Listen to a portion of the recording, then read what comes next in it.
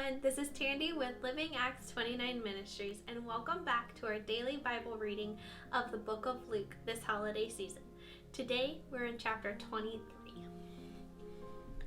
Then the entire council took Jesus to Pilate, the Roman governor. They began to state their case. This man has been leading our people astray by telling them not to pay their taxes to the Roman government and by claiming he is the Messiah, a king. So Pilate asked him, "Are you the king of the Jews?" And Jesus replied, "You have said it." Pilate turned to the leading priests and to the crowd and said, "I find nothing wrong with this man." Then they became insistent. "But he is causing riots by his teachings wherever he goes, all over Judea, from Galilee to Jerusalem." "Oh, is he a Galilean?" Pilate asked. When they said that he was, Pilate sent him to Herod, because Galilee was under Herod's jurisdiction, and Herod happened to be in Jerusalem at this time. Herod was delighted by the opportunity to see Jesus, because he had heard about him and had been hoping for a long time to see him perform a miracle. He asked Jesus question after question, but Jesus refused to answer them. Meanwhile, the leading priests and teachers of religious law stood there shouting their accusations. Then Herod and his soldiers began mocking and ridiculing Jesus. Finally, they put a royal robe on him and sent him back to Pilate. Herod and Pilate, who had been enemies before this, became friends that day. Then Pilate called together the leading priests and other religious leaders, along with the people, and he announced his verdict. "You brought this man to me, accusing him of leading a revolt. I have examined him thoroughly on this point in your presence, and I find him innocent." Herod came to the same conclusion and sent him back to us. "Nothing this man has done calls for the death penalty. So I will have him flogged, and then I will release him." Then a mighty roar arose from the crowd, and with one voice they shouted, "Kill him and release Barnabas to us." Barnabas had been in prison for taking part in an insurrection in Jerusalem against the government and for murder. Pilate argued with them because he wanted to release Jesus, but they kept shouting, "Crucify him! Crucify him!"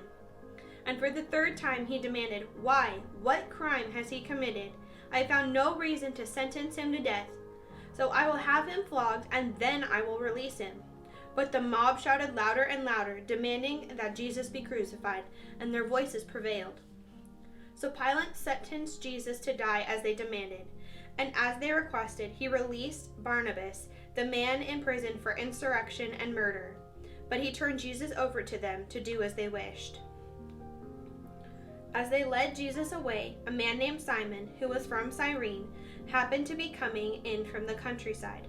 The soldiers seized him and put the cross on him and made him carry it behind Jesus. A large crowd trailed behind, including many grief-stricken women. But Jesus turned and said to them, "Daughters of Jerusalem, do not weep for me, but weep for yourselves and for your children. For their days are coming when they will say, 'Fortunate indeed are the women who are childless, the wombs that have not borne a child, and the breasts that have never nursed.' People will beg the mountains, 'Fall on us,' and plead with the hills, 'Bury us.' For if these things are done when the tree is green, what will happen when it is dry?" Two others, both criminals, were led out to be executed with him. When they came to a place called the Skull, they nailed him to the cross, and the criminals were also crucified, one on his right and the other on his left. Jesus said, "Father, forgive them, they don't know what they are doing." And the soldiers began gambling for his clothes by throwing dice. The crowd watched and the leaders scoffed. "He saved others," they said. "Let him save himself if he's really God's Messiah, the chosen one." The soldiers mocked him too by offering him a drink of sour wine. They called out to him, "If you're really the king of the Jews, why don't you save yourself?" A sign was fastened to the cross above him with the words saying, "This is the King of the Jews." One of the criminals hanging beside him scoffed, "So you're the Messiah, are you? Prove it by saving yourself, and us too while you're at it." But the other criminal protested, "Don't you fear God even when you have been sentenced to die? We deserve to die for our crimes, but this man did nothing wrong." Then he said to Jesus, "Jesus, remember me when you come to your kingdom." And Jesus replied, "I assure you today you will be with me in paradise." Now by this time it was noon, and darkness fell on the land until 3 o'clock. the light from the sun was gone, and suddenly the curtain in the sanctuary of the temple was torn down in the middle. Then Jesus shouted, "Father, I entrust my spirit into your hands." And with those words, he breathed his very last. When the Roman officer overseeing the execution saw what had happened, he worshipped God and said, "Surely this man was innocent."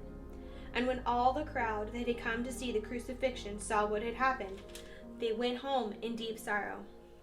But Jesus' friends, including the women who had followed him from Galilee, stood at a distance watching. Now there was a good and righteous man named Joseph. He was a member of the Jewish High Council, but he had not agreed with the decision and actions of the other religious leaders. He was from a town of Arimathea in Judea, and he was waiting for the kingdom of God to come. And he went to Pilate and asked for the body of Jesus. Then he took the body down from the cross and wrapped it in a long sheet of linen cloth and laid it in a new tomb that had been carved out of the rock. This was done late on Friday afternoon, the day of preparation, as the Sabbath was about to begin. And as his body was taken down, the women from Galilee followed and saw the tomb where his body was placed. Then they went home and prepared the spices and ointments to anoint his body. But by the time they were finished, the Sabbath had begun, so they rested as required by the law. Come back tomorrow for the final chapter of Luke.